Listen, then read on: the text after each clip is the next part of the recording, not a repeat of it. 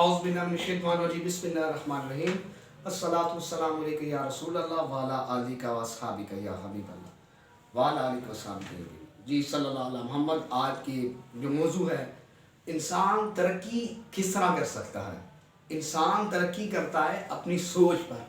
तो जो बंदा सोच इस्तेमाल करता है, अपनी ज़हनी सलाहियतों को, अपनी स्किल को पॉलिश करता है, वो बंदा आगे अरूज पर जाता है। और बहुत से हमारे ऐसे तलबा हैं जिनको अल्लाह ताला ने ज़हनी सलाहियतों से नवाजा होता है, लेकिन वो अपनी स्किल अपनी इस्तेमाल नहीं करते, तो उस पर जंग लग जाता है। तो अब जिस कुएं को भी इस्तेमाल ना करे, उसका पानी भी खारा, मीठा नहीं होता बल्कि खारा हो जाता है। तो अपनी ज़हनी सलाहियतों को इस्तेमाल करना चाहिए। अब देखें ना, इसकी मिसाल देख लें। और कोई भी काम जितना मर्जी मुश्किल हो, लेकिन अगर आपकी सोच है काम करने की, तो आप उस मंजिल मकसूद पर पहुंच जाते हैं। अब इसकी चंद एक दो बातें कि देखें, जो बंदा सोचता है वो आगे बढ़ता है। नंबर एक, इसकी चंद दो तीन मिसालें, उसके बाद मैं इजाज़त चाहूँगा। नंबर एक, आप मिस्त्री हैं और एक तरह मजदूर है। मिस्त्री और मजदूर दोनों काम कर रहे हैं, दोनों वर्क कर रहे हैं, दोनों का टाइम टेबल एक ही है। जितने बजे उसने काम शुरू करना है मिस्त्री ने, उतने ही बजे मजदूर ने काम शुरू करना है। दोनों का टाइम टेबल एक है, लेकिन दोनों की तनहा दोनों को जो मजदूरी दी जा रही है यकसा नहीं है।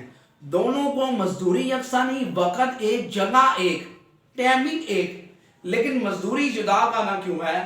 अब आप कहें कि काम कर रहे हैं, तो काम मिस्त्री भी कर रहे हैं और काम मजदूर भी कर रहे हैं, लेकिन इन दोनों की तनहाएं जो है वो लहदा जुदा का ना क्यों है, डिफरेंट क्यों है। तो इसकी वजह आप गौर से देखें तो इसकी वजूहात ये है कि मजदूर काम कर रहे हैं अपने जिस्म के साथ, अपने जिस्म के वर्क, अपनी जिस्म की हरकत को इस्तेमाल कर रहे हैं।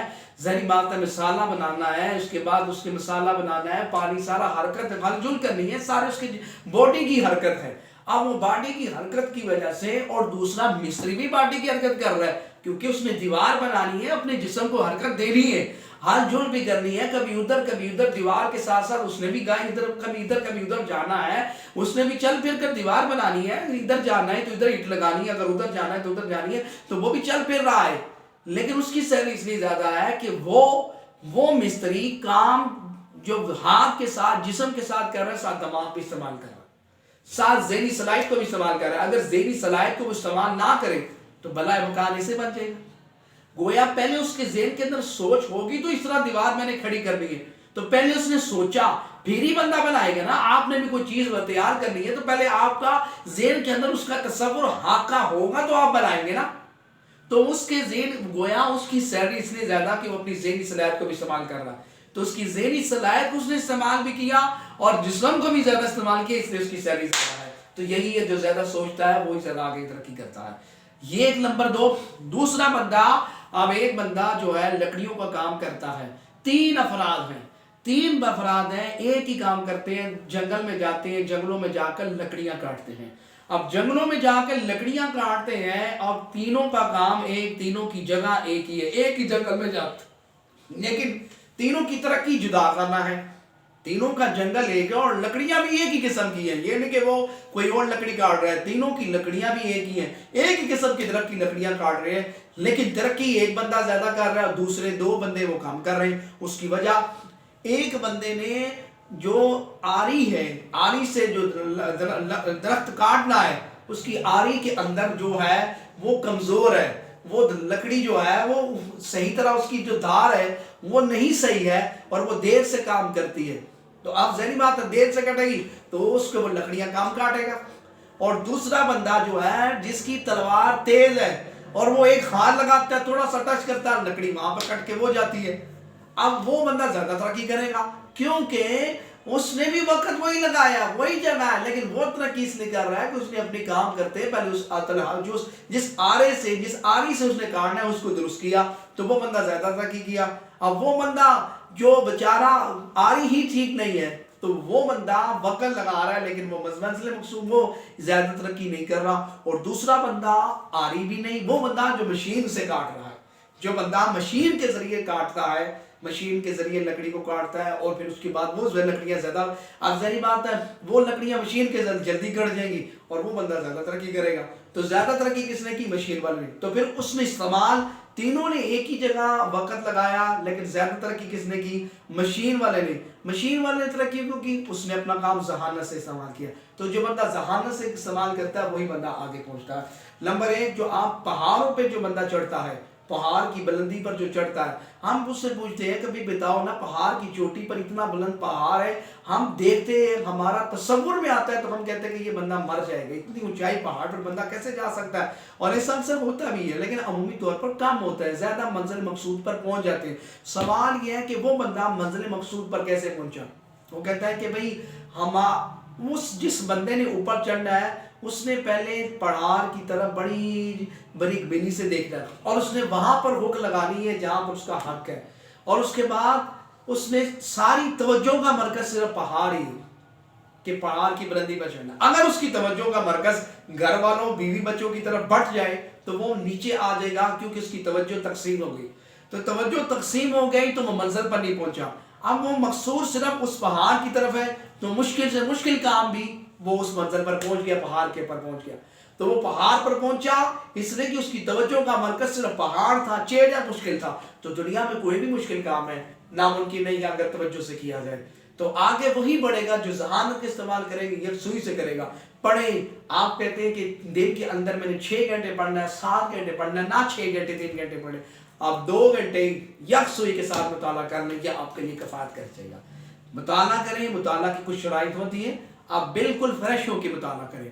اب آپ کو نیند آ رہی ہے تو آپ نے کتابیں کھولنی ہے. اب جب آپ کا ذہن ہی بالکل ذہن جو آپ کے ذہنی صلاحیت ہے اس وقت صحیح کام بھی کر رہی ہے، آنکھوں میں نیند ہے، آپ مطالعہ کر بھی لیں گے تو آپ کو صحیح سمجھ نہیں آئے گی.